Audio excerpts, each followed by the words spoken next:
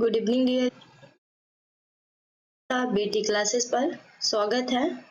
अगर आप सभी लोग मेरे इस चैनल पर नए हैं तो चैनल को सब्सक्राइब करें, वीडियो को लाइक करें, ज़्यादा से ज़्यादा लोगों को शेयर करें ताकि ज़्यादा से ज़्यादा लोग मेरे इस चैनल से जुड़ सकें।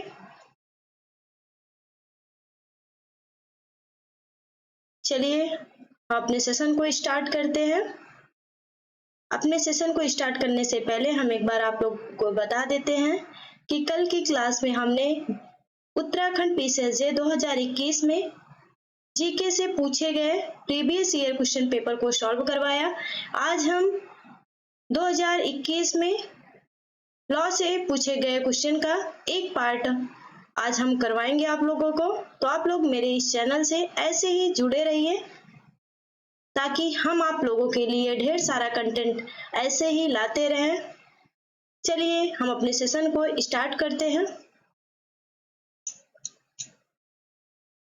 और जो हमारा पहला क्वेश्चन है, हमने कल भाग 1 आप लोगों को करवाया, आज उसका भाग 2 आप लोगों को करवाएंगे जो लॉ से रिलेटेड है। क्वेश्चन नंबर 51 और क्वेश्चन नंबर 51 क्या कहता है?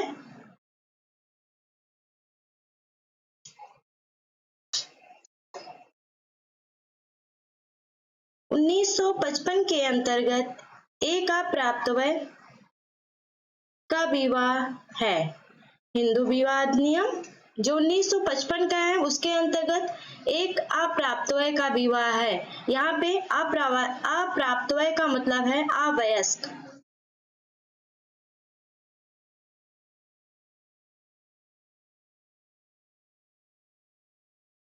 जो अभी माइनर है, मेजर नहीं है, मेजॉरिटी को धारण नहीं किया है, उसे हम अवयस्क या अप्राप्तवय कहते हैं। तो जो ऐसा विवाह होगा वह वैध होगा। तो जो हमारा ऑप्शन ए है वह राइट हो जाएगा। हमारा अगला क्वेश्चन,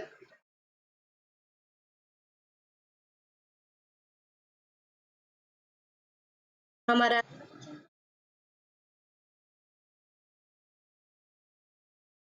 हिंदू विवाह अधिनियम 1955 की धारा 13(2)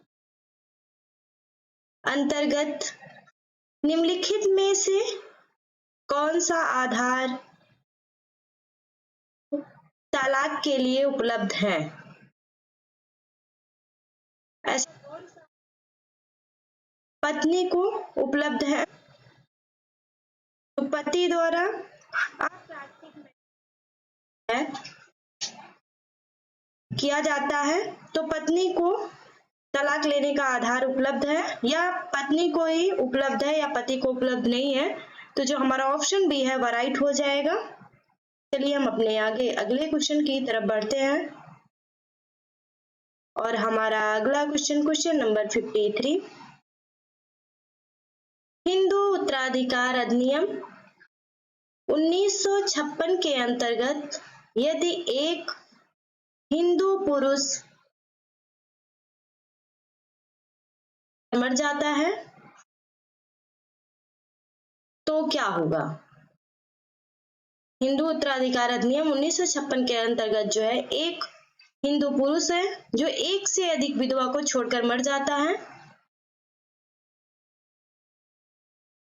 तो सभी विधवाएं संयुक्त रूप से वर्ग के फर्स्ट में वर्णित अन्य उत्तराधिकारियों के बराबर जो है एक हिस्सा प्राप्त कर लेंगी। तो हमारा जो ऑप्शन ए है वह राइट हो जाएगा। जो विधवाएं हैं वो भी जो है वर्ग ए में पार्ट 1 में जितने व्यक्ति को जो है शामिल किया गया उत्तराधिकारियों में, तो उन सभी के बराबर जो है वह विधवाएं भी जो है उत्तराधिकारियों के बराबर ही हिस्सा प्राप्त कर लेंगी। तो जो हमारा ऑप्शन है वह राइट हो जाएगा। चलिए हम अपने अगले क्वेश्चन की तरफ बढ़ते हैं। हमारा अगला क्वेश्चन, क्वेश्चन नंबर 54, और देखते हैं हमारा अगला क्वेश्चन, क्वेश्चन नंबर 54 क्या कहता है? हिंदू विवाह अधिनियम 1955 की किस धारा के पंजीकरण का उपबंध है? तो जो हिंदू विवाह के पंजीकरण का उपबंध है वह धारा 8 में है। तो जो हमारा ऑप्शन बी है वह राइट हो जाएगा। हमारा अगला क्वेश्चन नंबर 55।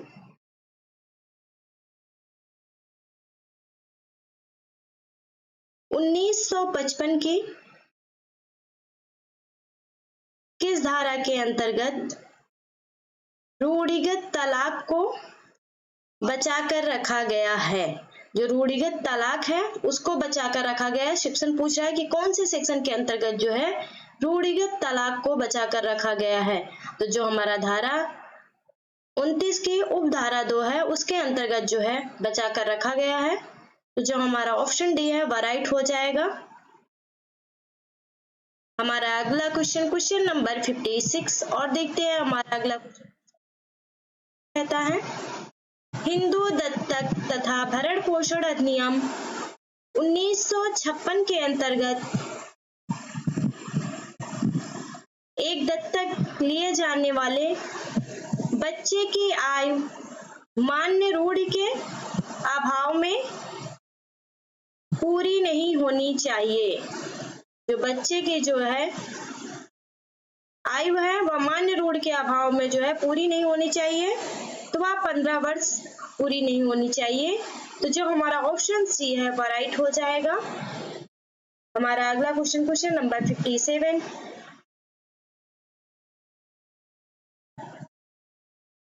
हिंदू अप्राप्तवयता और संरक्षकता अधिनियम 1956 के अंतर्गत एक हिंदू अवयस्क विवाहिता लड़की का नैसर्गिक संरक्षक कौन होगा?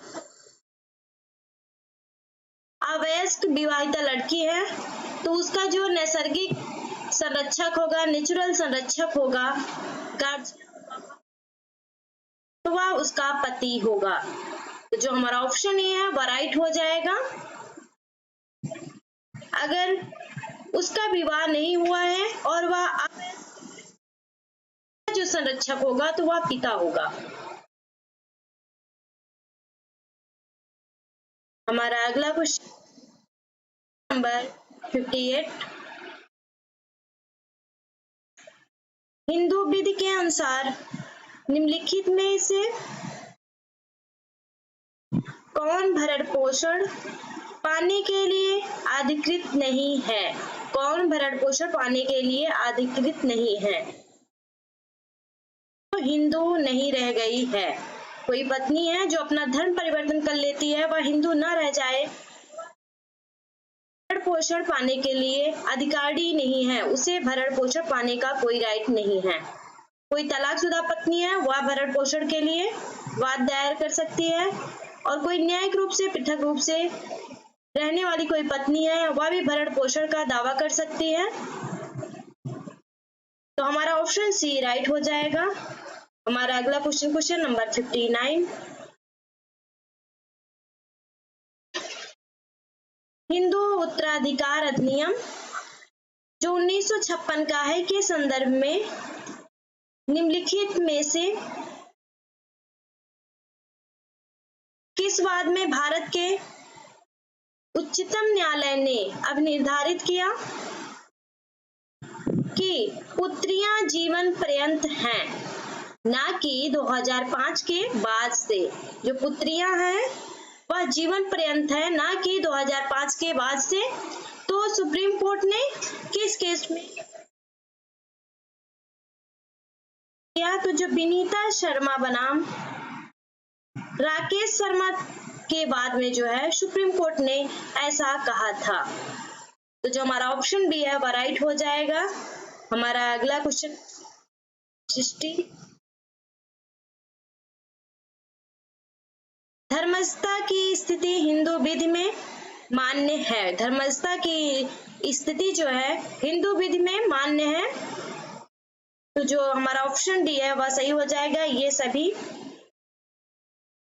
वैध विवाह के बच्चे, शून्य करड़ी विवाह के बच्चे और शून्य विवाह के बच्चे, इन सभी पे जो है धर्मस्थता की जो स्थिति है वह हिंदू विधि में मान्य की गई है। तो हमारा ऑप्शन डी राइट हो जाएगा। हमारा अगला क्वेश्चन नंबर 61 और देख 61 क्या कहता है, हिंदू अप्राप्तवयता और संरक्षकता अधिनियम 1956 की धारा एक हिंदू अप्राप्तवय की संपत्ति का बयान करने के लिए अधिकृत नहीं है। की संपत्ति का जो है बयान करने के लिए जो है अधिकृत नहीं है, सेल करने के लिए, बेचने के लिए उसको अधिकार नहीं है। तो जो हमारा अधिकार नहीं है, तो जो हमारा ऑप्शन ए है वह राइट हो जाएगा। हमारा अगला क्वेश्चन नंबर 62, हिंदू दत्तक तथा भरण पोषण अधिनियम 1956 की धारा 21 के अंतर्गत शब्द का अर्थ है, जो आश्रित शब्द है जो सेक्शन 21 में दिया गया है उसका अर्थ क्या है। तो उसका जो अर्थ है ये सभी से है।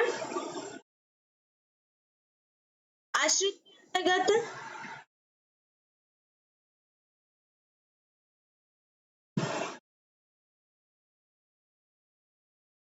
आश्रित के अंतर्गत पिता भी आता है, माता भी आती है और विधवा भी आती है, पुनर्विवाह न कर ले। हमारा ऑप्शन हो जाएगा। हमारा अगला क्वेश्चन नंबर 63, दत्तक मीमांसा और दत्तक चंद्रिका का संबंध है।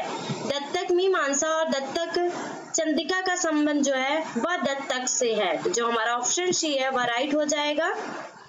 हमारा अगला क्वेश्चन नंबर 64,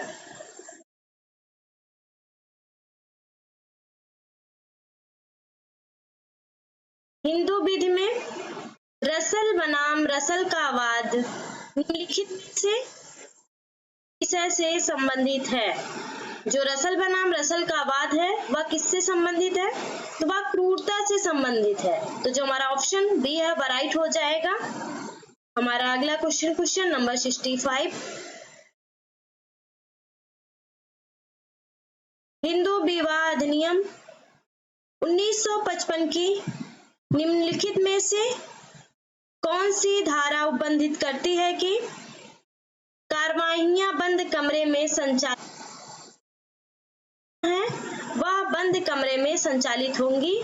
तो जो हमारा धारा 22 है वह ऐसा उपबंध करती है। तो जो हमारा ऑप्शन ए है वह राइट हो जाएगा।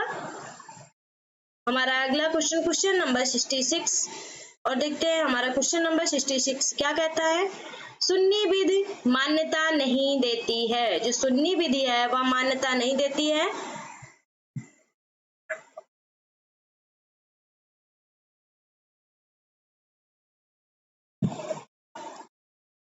वह मुता विवाह है। जो हमारा सुन्नी विवाह है, जो सुन्नी विधि है उसमें मुता विवाह को मान्यता नहीं दी गई है। मुता को ही अस्थायी विवाह भी कहते हैं। तो जो हमारा ऑप्शन बी है वह राइट हो जाएगा। हमारा अगला क्वेश्चन नंबर 4 पत्नियों के रहते हुए एक मुस्लिम पुरुष ने 5वीं शादी कर ली या 5वां विवाह है। जो उसका 5वां विवाह है वह कैसा विवाह होगा, जो मुस्लिम विधि में किसी मुस्लिम पुरुष को जो है 4 शादियां करना अलाउ किया गया है। अगर वह 5वीं शादी करता है तो वह हमारा ऑप्शन सी है वह राइट हो जाएगा। जो उसका 5वां विवाह होगा वह शून्य होगा। हमारा अगला क्वेश्चन नंबर 68, मुस्लिम विवाह विच्छेद अधिनियम 1939 की धारा 4 के अनुसार एक मुस्लिम पत्नी का धर्म परिवर्तन करना स्वमेव उसके विवाह का विच्छेदन नहीं करता है।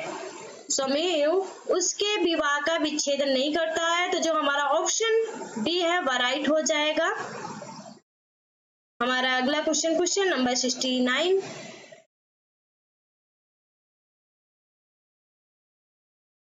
मुस्लिम विधि के अंतर्गत निम्नलिखित में से कौन सा वैध हिबा के लिए आवश्यक नहीं है?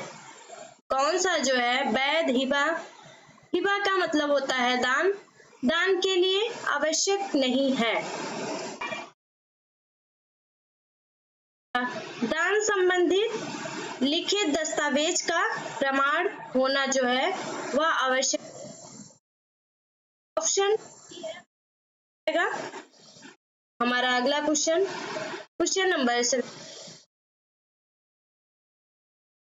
एक मुस्लिम महिला किसी गैर मुस्लिम के साथ विधिमान्य विवाह कर सकती है। एक मुस्लिम महिला जो है मुस्लिम के साथ जो है विधिमान्य विवाह कर सकती है। इसके अधीन विशेष विवाह अधिनियम 1954 बनाया गया, उसके अधीन जो है वह विवाह कर सकती है। तो जो हमारा ऑप्शन ए है वह राइट हो जाएगा।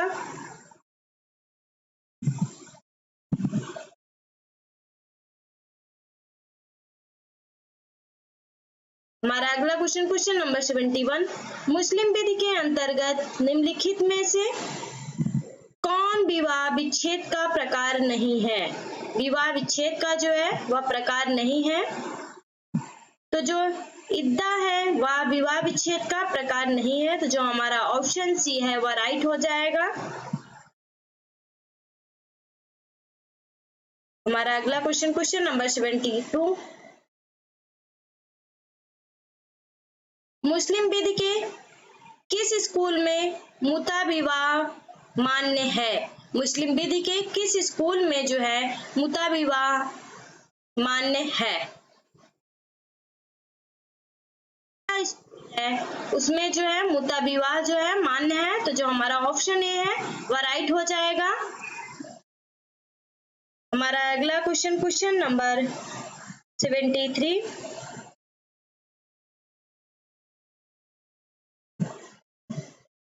जब एक हिंदू व्यक्ति एक या एक से अधिक पुत्र की पुत्रियां और बिना पुत्र या पुत्र के मर जाता है तो उसके पिता का मुस्लिम उत्तराधिकार के अंतर्गत भाग होगा। उसके पिता का मुस्लिम उत्तराधिकार के अंतर्गत भाग होगा। तो जो है वह भाग होगा 1/6 प्लस शेष। तो जो हमारा ऑप्शन बी है वह राइट हो जाएगा।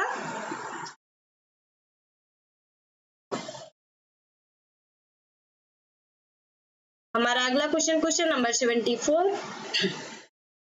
निम्नलिखित में से कौन सा मुस्लिम विधि के अंतर्गत एक वक्फ का वैध उद्देश्य नहीं है? जो वक्फ का वैध उद्देश्य नहीं है। एक पूर्ण अजनबी के हक में किया गया वक्फ, एक जो है पूर्ण अजनबी के हक में किया गया जो वक्फ होता है वह जो है वैध उद्देश्य नहीं होता है। तो जो हमारा ऑप्शन डी है वह राइट हो जाएगा। हमारा अगला क्वेश्चन नंबर 75। माता और विधवा का सुन्नी उत्तराधिकार विधि के अंतर्गत अधिकतम भाग हो सकता है।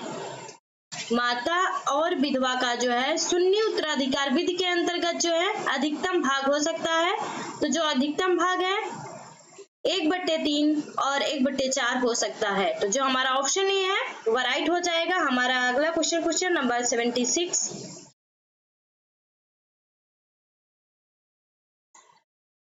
मुस्लिम विधि के अंतर्गत एक अवयस्क की संपत्ति का नैसर्गिक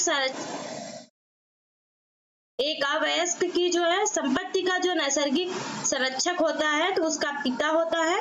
तो जो हमारा ऑप्शन सी है वह राइट हो जाएगा। हमारा अगला क्वेश्चन नंबर 77। इद्दत की अवधि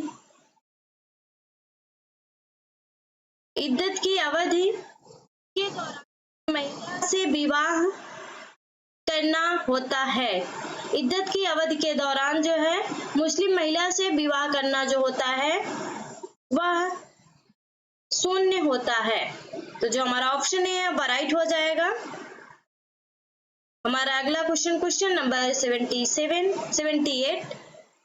मुस्लिम विधि में जब पति और पत्नी परस्पर सहमति से तलाक चाहते हैं यह कहलाता है।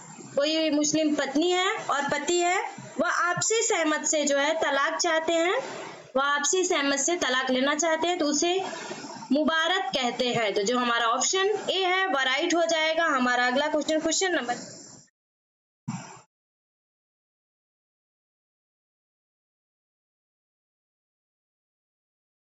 भारतीय साक्ष्य अधिनियम की निम्नलिखित में से कौन सी धारा मुख्तारनामा के संबंध में उपधारा को बताती है?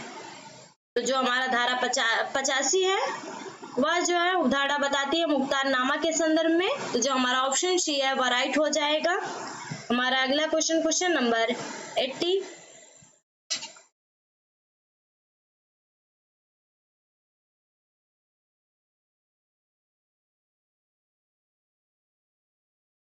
भारतीय साक्ष्य अधिनियम 1872 में कितनी धाराएं और कितने अध्याय हैं? जो हमारा साक्ष्य अधिनियम है उसमें कितनी धाराएं और कितने अध्याय हैं? तो 167 धाराएं हैं और 11 अध्याय हैं। तो जो हमारा ऑप्शन डी है वह राइट हो जाएगा। आप लोग जो है हर एक्ट में कितने सेक्शन हैं और कितने अध्याय हैं ये चीज आप लोग याद कर लीजिए, क्योंकि इससे क्वेश्चन कई बार पुटअप कर लिए जाते हैं। अगर आप लोग मेरे इस चैनल पर नए हैं तो चैनल को सब्सक्राइब करें, वीडियो को लाइक करें और ज्यादा से ज्यादा लोगों को शेयर करें ताकि ज्यादा से ज्यादा लोग मेरे इस चैनल से जुड़ सकें। और इसी चैनल पर विवेक सर के द्वारा जीके, जीएस, रीजनिंग और मैथ की क्लासेस भी कंडक्ट करवाई जाती है। तो आप सभी लोग इस चैनल से जुड़कर विवेक सर के रीजनिंग और मैथ की क्लासेस भी अटेंड कर सकते हैं। और आपके जो सगे संबंधित है जो अन्य कॉम्पिटिटिव एग्जाम की तैयारी कर रहे हैं उसे भी इस चैनल की जानकारी दीजिए कि ताकि वो लोग भी मेरे इस चैनल से जुड़ सके। चलिए हम अपने सेशन को कंटिन्यू रखते हैं। हमारा अगला क्वेश्चन नंबर 81। निम्नलिखित में से कौन भारतीय साक्ष्य अधिनियम 1872 की धारा 3 के अंतर्गत परिभाषित नहीं है? जो सेक्शन 3 है उसके अंतर्गत जो है परिभाषित नहीं है। तो संस्वीकृति जो है वह जो है धारा 3 के अंतर्गत जो है परिभाषित नहीं है। दस्तावेज, न्यायालय और साक्ष्य जो है वह उसके अंतर्गत जो है परिभाषित किया गया है। तो जो हमारा ऑप्शन डी है वह राइट हो जाएगा। हमारा अगला क्वेश्चन नंबर 82। हमारा अगला क्वेश्चन नंबर 82 क्या कहता है?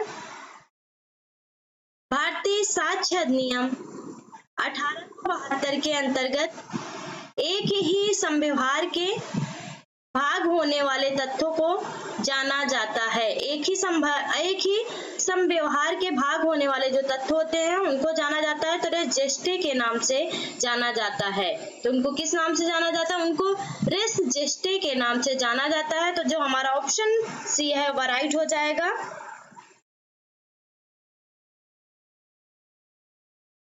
हमारा 83।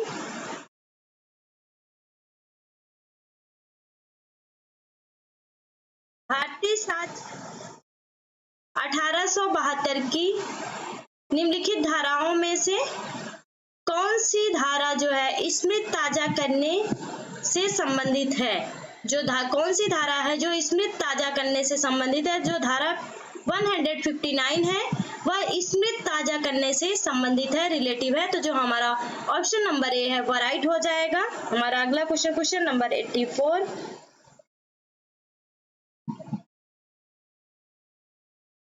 सामान्यतः कब सूचक प्रश्न पूछे जा सकते हैं?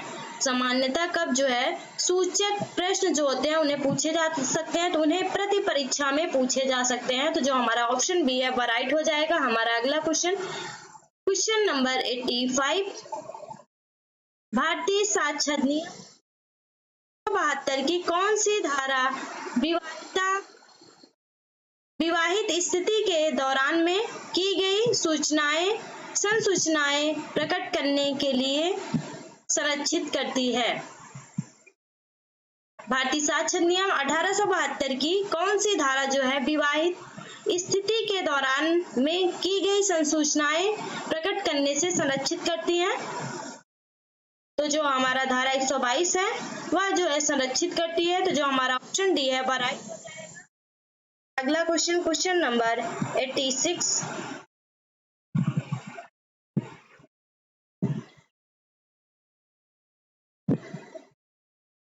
ए पर आरोप है कि उसने रेल यात्रा बिना टिकट किया है।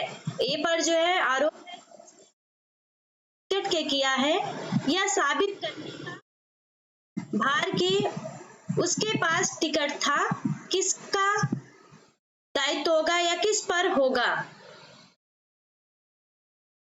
तो जो हमारा ऑप्शन सी है ए स्वयं पर। तो जो हमारा ऑप्शन सी है वह राइट हो जाएगा। हमारा अगला क्वेश्चन 87। भारतीय साक्ष्य अधिनियम 1872 के अंतर्गत निम्नलिखित में से किसे साक्ष्य नहीं माना जाता है? किसे जो है साक्ष्य नहीं माना जा सकता है?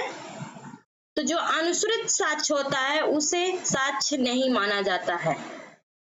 तो जो हमारा ऑप्शन बी है वह राइट हो जाएगा।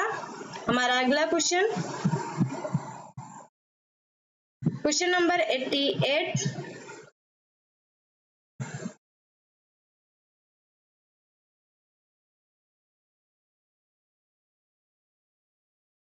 पलविंदर कौर बनाम पंजाब राज्य का वाद निम्नलिखित में से किससे संबंधित है? जो हमारा पलविंदर कौर बनाम पंजाब राज्य का केस था वह किससे संबंधित है? तो वह संस्कृत। हमारा ऑप्शन ए है वह राइट हो जाएगा। हमारा अगला क्वेश्चन नंबर 89।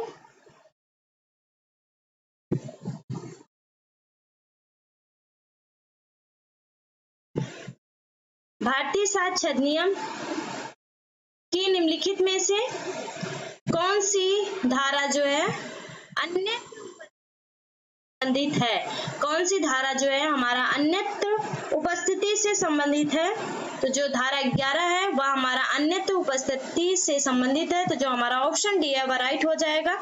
हमारा अगला क्वेश्चन नंबर 90।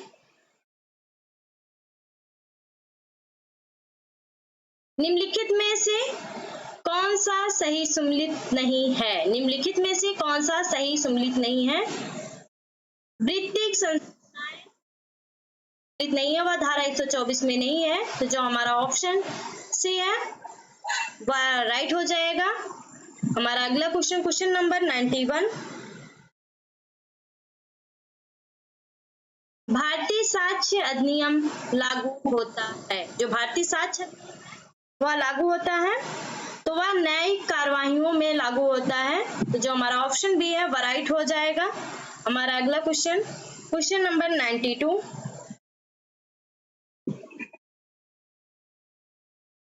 बोलने में असमर्थ एक साक्षी अपना साक्ष्य खुले न्यायालय में लिख कर देता है। इस प्रकार दिया गया साक्ष्य समझा जाएगा। जो इस प्रकार दिया गया साक्ष्य है वह जो है समझा जाएगा, तो वह मौखिक साक्ष्य समझा जाएगा। तो जो हमारा ऑप्शन ए है वह राइट हो जाएगा। यह क्वेश्चन वेरी इंपॉर्टेंट है। यह क्वेश्चन 2002 में भी पूछा गया था। हमारा अगला क्वेश्चन नंबर 93। किस वाद में भारतीय साक्ष्य अधिनियम की धारा 27 को न्यायालय ने संवैधानिक रूप से वैध अभिनिर्धारित किया गया?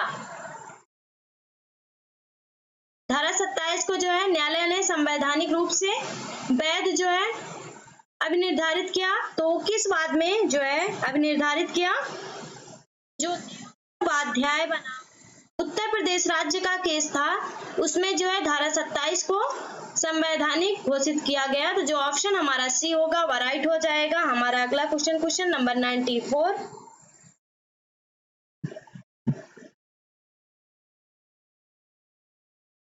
भारतीय साक्ष्य अधिनियम 1872 के अंतर्गत बलात्संग के लिए कतिपय अभियोजन में सम्मति न होने की उपधारा किस धारा में प्रावधानित है? सम्मति न होने की जो उपधारा है वह किस धारा में प्रावधानित है? तो जो धारा एक है उसमें प्रावधानित है। तो जो हमारा ऑप्शन डी है वह राइट हो जाएगा। हमारा अगला क्वेश्चन 95। भारतीय साक्ष्य अधिनियम की धारा 118 का संबंध है, जो धारा 118 है उसका जो संबंध है वह किससे है? तो वह कौन साक्ष्य दे सकेगा से है। तो जो हमारा ऑप्शन बी है वह राइट हो जाएगा।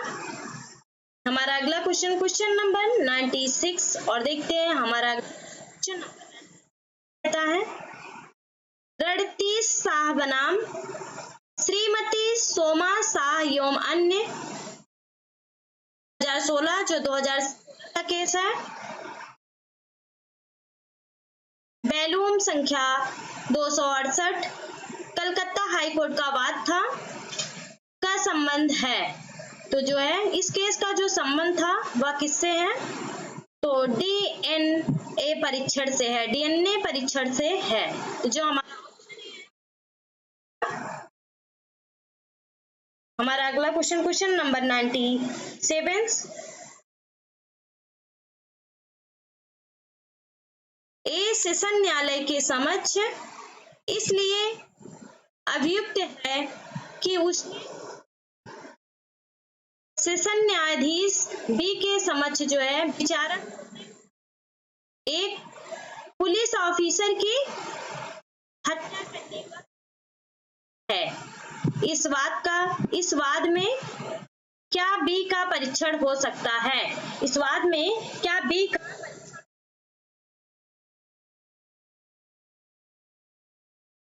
तो जो हमारा ऑप्शन सी हो जाएगा वह राइट हो जाएगा। बी की या परीक्षा की जा सकेगी, घटित हुआ कि क्या घटित हुआ। तो जो हमारा ऑप्शन सी है वह राइट हो जाएगा। हमारा अगला क्वेश्चन, क्वेश्चन नंबर 98।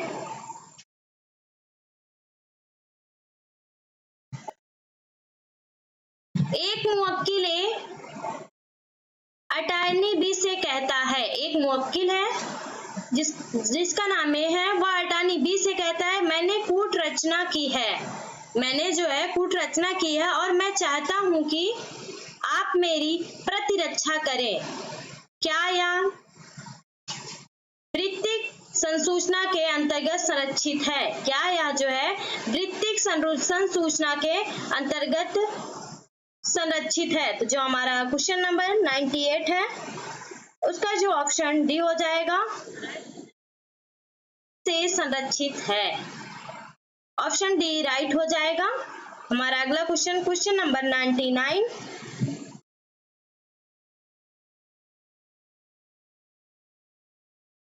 भारतीय साक्ष्य अधिनियम की निम्नलिखित में से कौन सी उन दस्तावेजों या इलेक्ट्रॉनिक अभिलेखों को पेश किए जाने से संबंधित है जिन्हें कोई दूसरा व्यक्ति जिसका उन पर कब्जा है पेश करने से इनकार कर सकता था, पेश करने से इनकार कर सकता था?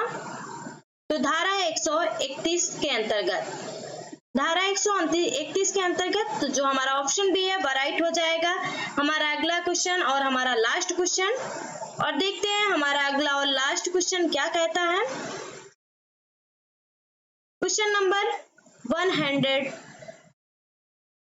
किसी तथ्य को साबित करने के लिए कितने साक्ष्यों की आवश्यकता होती है? किसी तथ्य को साबित करना है तो उसके लिए कितने साक्ष्यों की जो है आवश्यकता होती है? कोई विशिष्ट साक्ष्यों की संख्या संख्या अपेक्षित नहीं है। कोई जो है विशिष्ट साक्षियों की संख्या अपेक्षित नहीं है। कितने भी साक्षी हो सकते हैं, इसका कोई निर्धारण नहीं किया गया है। तो जो हमारा ऑप्शन ए है वह राइट हो जाएगा। तो हमारे आज के 100+ क्वेश्चन कंप्लीट हुए। अगर आप लोग मेरे इस चैनल पर नए हैं तो चैनल को सब्सक्राइब करें, वीडियो को लाइक करें, ज़्यादा से ज़्यादा लोगों को शेयर करें ताकि ज़्यादा से ज़्यादा लोग मेरे इस चैनल से जुड़ सकें। और कमेंट बॉक्स में जाकर कमेंट करिए कि आप लोगों को मेरी ये क्लासेस कैसी लग रही है।